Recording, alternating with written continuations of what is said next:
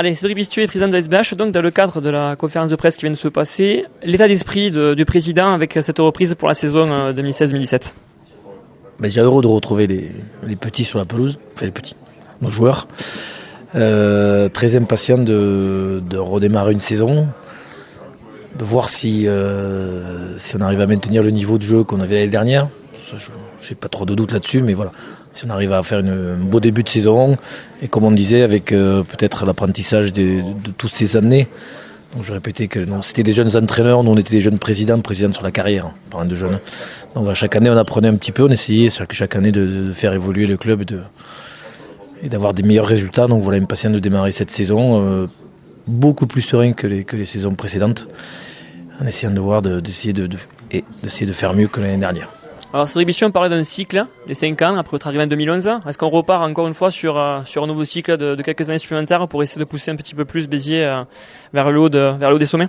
Oui, alors c'est vrai que quand on est arrivé, comme on partait d'une feuille blanche et qu'on partait un peu dans l'inconnu, c'est vrai qu'on avait fait un plan d'attaque sur 5 ans qu'on nous avait dévoilé. On est un petit peu en deçà de nos prévisions, puisqu'on avait prévu une accession, mais là on n'est pas encore dans le truc. Voilà, on n'a pas refait un plan d'attaque sur 5 ans, parce que comme j'ai dit, chaque année on essaie d'évoluer, de se structurer, de se professionnaliser, donc ça c'est chaque année qu'on remet le métier sur l'ouvrage.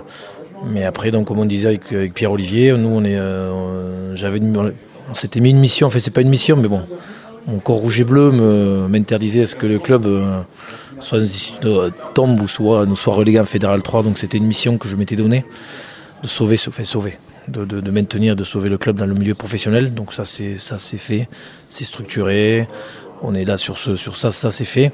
Donc maintenant on va va continuer à progresser, continuer à se structurer, à se professionnaliser, continuer à avoir une cohésion dans nos structures et d'avoir une stabilité, comme on disait, dans l'effectif et dans le management des joueurs.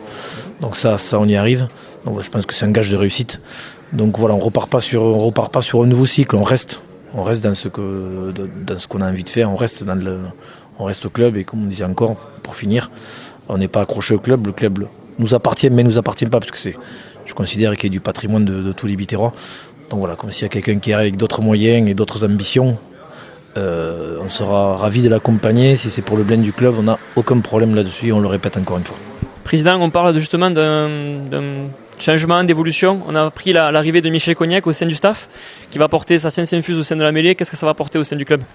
Alors en fait, ça s'accompagne de deux choses, c'est-à-dire que Pépé Toderas, donc lui, on avait beaucoup parlé avec lui, parce que c'est vrai qu'il a un côté administratif, il a un côté très consciencieux dans ce qu'il faisait, et il avait la vision d'anciens jeunes joueurs et la vision aussi du management et de la gestion, puisqu'il faisait partie du staff l'année dernière.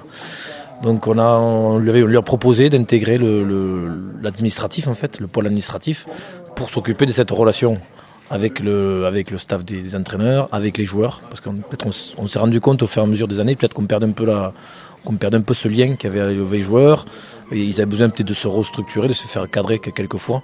Donc voilà, donc ça on lui a donné cette mission-là qu'il a acceptée. Donc ça a laissé l'opportunité à Mani et à Romain de recruter quelqu'un. Donc ils ont étudié 5-6 CV, et voilà, est ressorti en fait le nom de Michel Cognac. Donc comme il a dit, il va participer une fois par semaine, voire plus si besoin, sur la mêlée.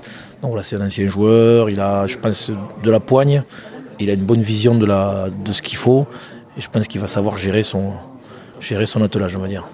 Pour finir, quel est l'objectif du club? On parlait d'un passé de top 6. Est-ce qu'on va essayer de se maintenir à ce niveau? Qu'est-ce qu'on va faire comme objectif pour la SBH la prochaine saison?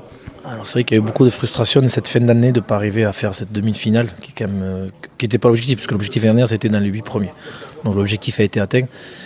Mais l'appétit venant en mangeant, et puis la prise de conscience, comme je disais, moi j'ai pris conscience qu'on peut y arriver. Les joueurs ont pris conscience qu'ils peuvent y arriver avec le travail, avec la professionnalisation, la diététique, avec une autre approche. Et un des meilleurs exemples est François Ramoneda, puisque François Ramoneda nous avait connu, moi je l'avais pris quand il était en Fédéral 1, il a connu la Fédéral 1, il a connu un peu, on va dire, le rugby. Alors c'est pas un rugby de village, mais c'était un rugby un petit peu, où on se permettait quelques écarts dans la semaine, et là il a vu que s'il voulait se maintenir au niveau, et si on voulait progresser, il fallait rentrer dans une autre méthode, et surtout mentalement d'avoir une autre approche.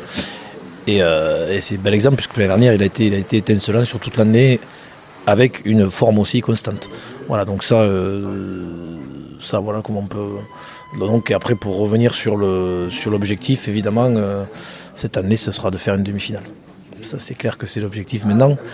Maintenant de tout le club, et voilà, goûter à une demi-finale. Voilà. Président, merci. Merci à vous.